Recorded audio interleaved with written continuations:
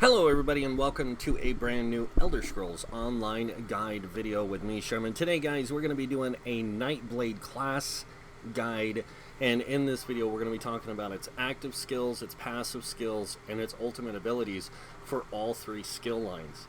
And we're going to go through each one and kind of just talk about each one and their effects. So let's go ahead and get started. Starting with our passives in the assassination line, and I'm going to start with the passive first, go through the active abilities and then the ultimate abilities, and this way you guys can see each of the benefits from each one and how they can affect your character. So starting with the, again, passives in the assassination line, Master Assassin. So what this does is this increases your weapon and spell damage by 10% while you are sneaking or invisible. It also increases the duration of your stun from sneak by 100%. The next one is called Executioner, and this one, when an enemy dies within 2 seconds of being damaged by one of your assassination abilities, restore X amount of magic and stamina, whichever maximum is higher. So this is a really great resource management passive. The next one is called Pressure Points, and this one increases the weapon and spell ratings by 438 for each assassin ability slotted. So your weapon and spell critical ratings go up for each of these skills you have slotted. It's really good. Then you have Hemorrhage, and this one, increase your critical damage by 10% when you have an assassination ability slotted, and you're dealing critical damage grants you and your group minor savagery, increasing your weapon critical by 1320 for 20 seconds. Now every class except for Necromancer offers a group benefit in one of their passives. This is how the Nightblade gives theirs to their allies. Now each of these passives again work differently, and it's really nice when you have each one applied to your character in different ways. So I take all passives all the time. Alright, going over the active abilities, starting with the first one, the Assassin's Blade. So this is a magic ability at the beginning, and basically you thrust a magic blade with lethal precision to stab an enemy, dealing X amount of magic damage. It'll deal 300% more damage to enemies below 25% health. It is considered an execute ability. Now this ability does have two morphs. Starting with the first morph, it is called Killer's Blade, and this changes it to a stamina based ability that deals disease damage instead of magic damage. It still gets that 300% more damage to enemies below 25% health, but it also gains an extra benefit. Heals you for X amount if the enemy dies within 2 seconds of being struck. This portion of the ability scales with your max health. So the heal is higher the health pool you have. So the more health you have, the bigger the heal. The next one is a magic morph, and it is called Impale. Now this one, you throw a magic blade with lethal precision to strike an enemy, dealing X amount of magic damage, and it deals 300% more damage to enemies below 25% health. This becomes a ranged ability. Alright, moving on to the next one, which is called Teleport Strike. This one, you teleport through the shadows and ambush an enemy, dealing X amount of magic damage and afflicting them with minor vulnerability for 8 seconds, increasing their damage taken by 8%. Now when we go over here, we have two morphs. The first one is called Lotus Fan, and basically you do the same thing. You teleport to the enemy, deal X amount of damage, apply the minor vulnerability for 8 seconds, and then after teleporting, you unleash a fan of knives, dealing additional magic damage over 8 seconds to the target and nearby enemies. So it's a 6-meter radius of where you land, you teleport to, around you, that gets applied this debuff, or this damage over time, sorry, and the minor vulnerability. So, next ability is the Stamina Morph version called Ambush. Now this one, you flash through the shadows, ambush your enemy, dealing X amount of physical damage and giving a minor vulnerability, but it also grants you Empower, increasing the damage of your next light attack by 40%. Moving on to the next ability, it is called Blur. Now this one, when you activate this ability, it gives you Major Evasion, which decreases the damage from area attacks by 25% for 26 seconds. So basically, you get this weird aura around your character that makes you look blurry, and then you'll get major evasion. It makes it harder for enemies to do damage to you from area of attack. So, area of effect, it's not area attacks like damage over time effects, it's area of effect abilities like Wall of Elements and things like that, fire traps, those kind of stuff where you see the ground, like the circles on the ground light up. That's what the 25% damage is applied against, or reduction is applied against. Alright, next one, or the morphs for this, are the first one is called Mirage. Now the Mirage is my preferred one. You get the major evasion, minor ward, and minor resolve. So you don't only get the 25% damage mitigation, you also get the increased spell and physical resistance by 1320 for the 26 seconds. So this is really good for that damage mitigation type stuff. The other one is called Phantasmal Escape. So when you activate this, you still get the major evasion for 26 seconds, but activating this ability removes all snares and immobilizations from you and grants you immunity for 2.5 seconds. Alright, moving on to the next ability we have. It is called Mark Target. Now this is really cool because this one, when you cast it, you basically expose your enemy's weaknesses to afflict them with Major Fracture, Major Breach, reducing their physical and spell resistance by 5,280 for 20 seconds. When a marked enemy dies, you heal for X amount of this, and the portion of that is based on your max health, and then you can only have one marked target active at a time. This is the first morph. This is called Piercing Mark. It does the same thing. It does the Major Breach, Major Fracture, but you can detect marked enemies even if they use stealth or invisibility for 5 seconds. When they are marked, enemies die, heal you for X amount of health, and of course the Piercing Mark active can only be applied to one target at a time, and the heal is based off your max health. The other one is called Reaper's Mark. Now this is a really cool one. This is one of my favorite ones to use, because when you apply this, it does the Major Breach, Major Fracture for 20 seconds. And also, when the enemy dies, you gain not only the heal, but you also gain Major Berserk, increasing your damage done by 25% for 5 seconds. The portion of the healing is based off your max health, and you can only have one Reaper's Mark applied to a target at a time.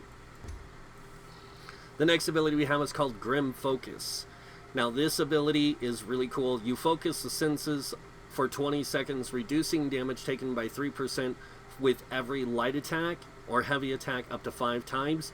So you can basically get 15% damage reduction. And then while active, hitting an enemy with 5 light attacks or heavy attacks converts the ability into Assassin's Will, allowing you to fire a spectral arrow for half the cost and deals X amount of magic damage and heals you for 33% of the damage dealt. If you are within 7 meters of the enemy. So, moving on to the morphs, starting with the first one, it is called Relentless Focus, and it becomes a Stamina Morph. Now this one does pretty much the same thing. You get the 24 seconds of the ability, the 3% damage reduction up to 5 times, but when you hit an enemy with a light and heavy attack, it converts us to Assassin's Scourge, allowing you to fire a spectral arrow that deals disease damage and heals you for 33% of the damage done. It's really nice. I do like this one for stamina-based characters. Next is called Merciless Resolve, and this one does the same thing, the 20 seconds, 3% damage reduction, and up to 5 times, and then on top of that, when you deal 5 or lighter heavy attacks, it converts into Assassin's Will, allowing your spectral arrow to fire a spectral that costs half, that deals X amount of magic damage and heals for 50% of the damage dealt. So this one actually does a little bit more damage and heals for more than this one, the Grim Focus and the Relentless Focus. And that is it for the active abilities. Moving on to the ultimate, we have Deathstroke. Now Deathstroke's a really cool ability. You ravage the enemy with a swift strike, dealing X amount of magic damage and causing them to take 20% more damage from your attacks for 6 seconds. This is all attacks you deal. That means all active abilities, light attacks, heavy attacks, doesn't matter. They're going to take 20% more damage within the next 6 seconds. Alright, so this thing has 2 morphs. Starting with the first morph, Morph Incapacitating Strikes. This turns it into a disease damage ability. It still gives you that 20% more damage for 6 seconds. And then on top of that, if you cast this within 120 or more ultimate, the enemy is silenced for 3 seconds. And then while slotted, you gain Reeve, which restores 85 magic and stamina when you deal damage with a lighter heavy attack on an enemy with a negative effect on them. Our next ability, or the other morph, is called Soul Harvest. So this does basically the same thing. It does magic damage and gives the increased damage for 20 seconds, or 20% for 6 seconds. And then on top of that, you get to apply Major Defile, reducing their healing received and health recovery by 30%. And then while slotted, anytime you kill an enemy, you gain 7 ultimate. This is a really nice ultimate gen skill to have, especially if you have this on the front bar and you have a really good ultimate on the back bar you want to drop more often. Alright, now that we've done the Assassin line, we're going to move over to the Shadow line. Starting with the first passive ability, we have Refreshing Shadows. So this one increases your health, stamina, and magic recovery by 15%. You don't have to have anything slotted or any of that. You get 15% increased health, stamina, and magic recovery no matter what. The next passive we unlock is called Shadow Barrier. Casting a shadow ability grants you Major Ward and Major Resolve for 6 seconds, increasing your physical and spell resistance by 5,280. The duration is increased by 25% for each piece of heavy armor equipped. So if you have one piece of heavy armor, it goes to 7.5 seconds. And if you have more than that, it goes up more each time, to a maximum of, basically the time limit goes up to about 20% at, or 20 seconds at 5 pieces of heavy armor. Dark Vigor. This one increases the max health by 3% for each shadow ability slotted. So it's really nice. And then Dark Veil is the last passive here. And this one increases the duration of your shadow abilities by 2 seconds. So going over the active abilities, starting with the first one, Veiled Strike. This one, slash an enemy dealing X amount of magic damage. Attacking with Veiled Strikes while sneaking or invisible stuns the enemy for 3 seconds and sets them off balance for 5. Now it does have 2 morphs. It has a stamina morph and a magic morph. The stamina morph is called Surprise Attack. This one deals physical damage instead of magic damage. And when you're flanking an enemy, if you're flanking an enemy, shred through a small portion of their, or shred through a small portion of the armor, reducing their physical resistance by 2% for 10 seconds. At max rank of 4, it's 5%, which is really nice. And then attacking, surprise attack, sneaking, while sneaking or invisible, you stun the enemy for 3 seconds to set them off balance. The other morph is a magic morph called Concealed Weapons. You slash an enemy dealing X amount of magic damage. Attacking with this basically stuns them and sets them off balance, but while slotted, your movement speed while sneaking or invisible is increased by 22%. This allows you to move around really effectively when you're invisible or sneaking. The next ability is called Shadow Cloak. Now this one, cloak yourself in shadows to become invisible for 3 seconds. So when you use this, and then you use this, you're going to get that stun and off balance and more damage and all that stuff. Alright, then it has 2 morphs. Starting with the first morph, we have Shadowy Disguise. This one, you cloak yourself to make yourself invisible for 3 seconds. Your next direct damage attack used within 3 seconds will always be a critical strike. A lot of people use this in PvP. I like to use it anywhere. Now, the other morph is called Dark Cloak. Now, this one, you shroud yourself in a protective shadow that heals you for X amount of health every second for 8 seconds. This portion of the ability scales off your max health. You also gain minor protection for the duration of 8 seconds, which reduces your incoming damage by 8%. So, really nice. Moving on to the next ability is called Path of Darkness.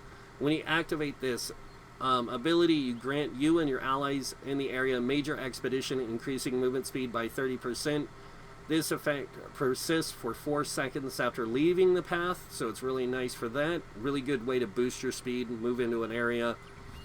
And then we have 2 morphs. The first one called Twisting Path.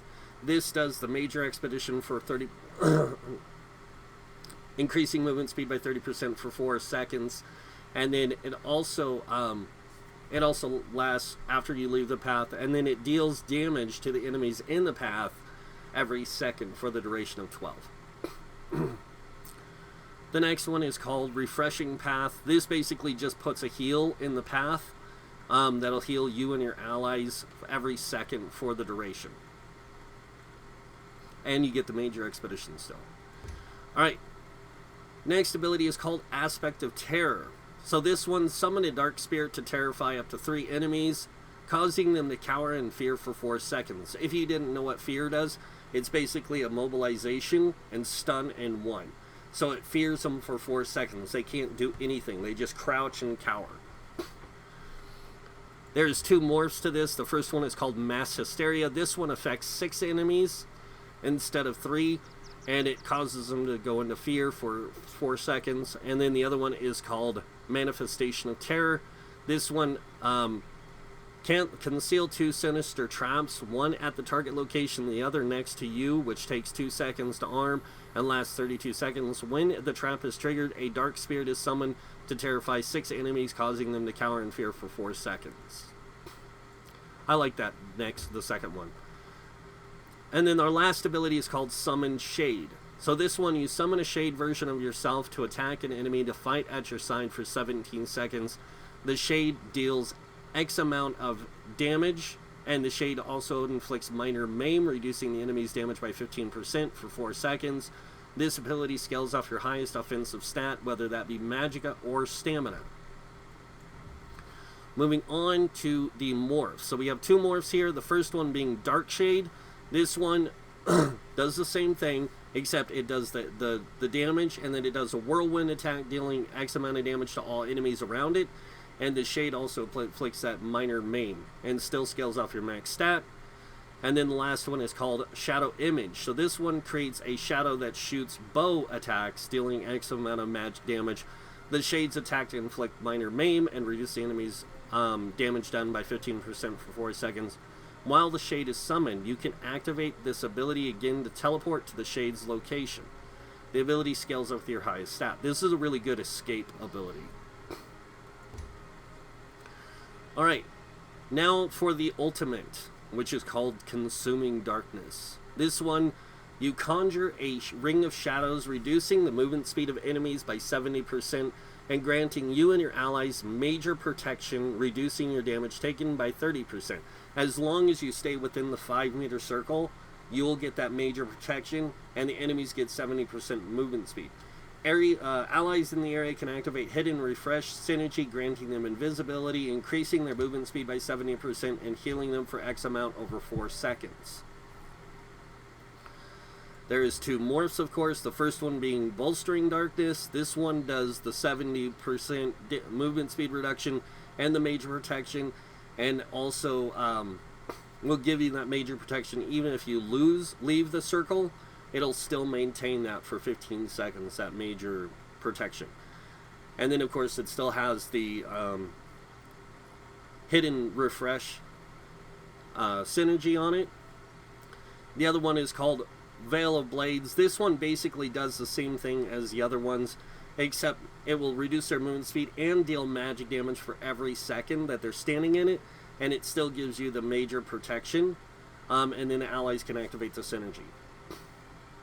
And that is it for the Shadow skill line. Now we're going to move on to siphoning skills, starting with the passives here, and Catalyst. So Catalyst, after drinking a potion, you gain 20 ultimate. This is really, really good for you, because every time you drink a potion, you're going to get 20 ultimate, and that means a lot more ultimate gain. Next one is called Magicka Flood. Increase your max Magicka by 8% while siphoning ability is slotted. If you notice, a lot of my character builds, I will have a siphoning ability slotted on both bars, so this way I can take advantage of this. That 8% extra max Magicka. The next thing is called Soul Siphoner. And this one increases your healing done by 3% for each siphoning ability slotted. And then you have Transfer, which means casting a siphoning ability generates 2 ultimate. This effect can occur once every 4 seconds. So no matter what, every time you cast any one of these active abilities or the ultimate, you will get ultimate resource, and on top of that, you get that Soul Siphoner, which increases your healing, you get the Magic Flood, and you get Catalyst. So all of these are very nice passive abilities. Now we're going to go over the active abilities, starting with the first one called Strife. And this is, you steal enemies life force, dealing X amount of magic damage and healing you or a nearby ally for 50% of the damage inflicted every 2 seconds for 10 seconds. It's a nice heal over time, and it deals really good damage. It has 2 morphs. The first morph called Funnel Health. This one basically does the same thing, except now it can heal up to 2 targets instead of 1. So instead of just healing you or someone else, it can heal you and another or 2 other people. So it's really nice. And it also does that 50% for 50% of the damage caused. The next morph is called Swallow Soul. So this deals magic damage and it heals you for 35% of the damage inflicted every 2 seconds for 10 seconds. The damage is more, the heal is less. Alright, moving on to the next ability. It's called Malevolent Offering. This one, sacrifice your essence, healing an ally in front of you for X amount of health, but draining your own health over 8 seconds. The health you lose is not much. Moving on to the morphs. So the first morph is called Shrewd Offering, and this has a reduced cost, but still does the health drain and the in the high healing single target. The other one is called Healthy Offering. Now this does the same thing as the first one. It has the same cost. It heals the target for X amount of health over 8 seconds, and drains you over 8 seconds. But while health is being drained, you gain minor mending, increasing your healing done by 8%. Next one is called Cripple, and this one, sap an enemy's agility and rack them with pain, dealing X amount of magic damage over 10 seconds and reducing their movement speed by 30% for 4 seconds. This does have 2 morphs. I love the morphs for this. The first one is called Debilitate. So this one still does the damage up front, or the damage over 10 seconds. It also reduces their movement speed by 50% for 4 seconds. And while the effect persists, the enemy is afflicted with minor magic steel, causing you and your allies to restore X amount of magicka every second when you deal damage against them.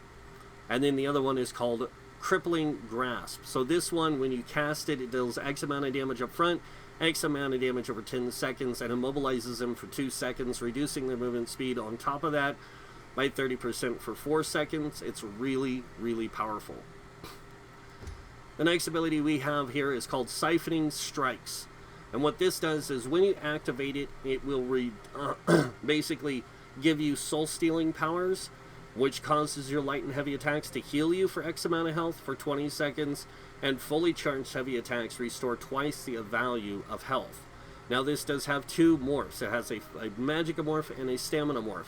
The Stamina morph will now give you stamina back with every light attack, plus the healing, and then you can gain extra stamina back when the effect ends based on the length of time Leeching Strike was active. So if you let it run the duration of 20 seconds, you will get the 4,270 back when it ends. If you cast it beforehand, you just get less stamina back total. Then you have a Magicka morph that pretty much does the same as the Stamina morph. Instead of giving you stamina, it gives you Magicka, and then on top of that, it gives you the additional Magicka when the effect ends. The last ability is called Power Drain. Now this one, siphon the vigor from an enemy's blood, dealing X amount of magic damage to all nearby enemies. If the enemy is hit, you gain major sorcery, increasing your spell damage by 20% for 20 seconds. Now again, this also has 2 morphs, a Magicka morph and a Stamina morph. The Magicka morph, or Stamina morph, is called Power Extraction, and instead of sucking their life force from them, you actually apply disease damage to all nearby enemies, and if an enemy is hit, you gain Major Brutality, increasing weapon damage by 20% for 20 seconds. The other one is called Sap Essence. Now this deals magic damage to all enemies, but it also heals you and your allies for X amount plus 20% for each enemy hit after the first, And then if an enemy is hit, you gain major sorcery. And that is it for the active abilities in the Siphoning line. Now we are going to look at the ultimate, Soul Shred. So Soul Shred's really cool. Ravage nearby enemies' souls with Night Rune, dealing X amount of magic damage and stunning them for 4 seconds. An ally in the target can target a ravaged enemy and activate the Soul Leech synergy, dealing X amount of magic damage to them and healing for the damage caused. So, really nice trade-off there. It does have 2 morphs, the first one being Soul Siphon. So when you activate the soul and souls of nearby allies with a Night Rune, healing for X amount of health and additional health over 4 seconds, you and your allies will also receive major vitality, receiving or increasing your healing received by 30% for 4 seconds. And then of course somebody can activate the Soul Leech synergy, dealing X amount of magic damage to them or to the enemies and healing for the amount of damage caused. Then there is Soul Tether. Now this does pretty much similar to the first one. You ravage nearby enemies' souls with a Night Rune, dealing X amount of magic damage and stunning them for 4 seconds. But ravaged enemies are tethered to you for 8 seconds. While they remain within 10 meters of you, you siphon X amount of health every second, and then an ally can activate the synergy, Soul Leech. And that is it for the Nightblade class skills, passives, and active abilities, plus their ultimate abilities. And I hope that this information was helpful, and you guys can use it to your advantage later when you're playing the game, no matter what role you're playing. And that's the nice thing about these classes and how they're set up, is they give you a kind of nice balance for tanking, healing, and damage dealing in each line. So it's really good. But unfortunately, that is the end of this video, guys, and I hope you guys liked it. If you did, you know what's coming next. Go ahead and hit that like button. If you guys want to see more videos by me, you can subscribe. Other than that, thank you all for watching. Until next time, have a wonderful day. And this guy might see you in game. Bye.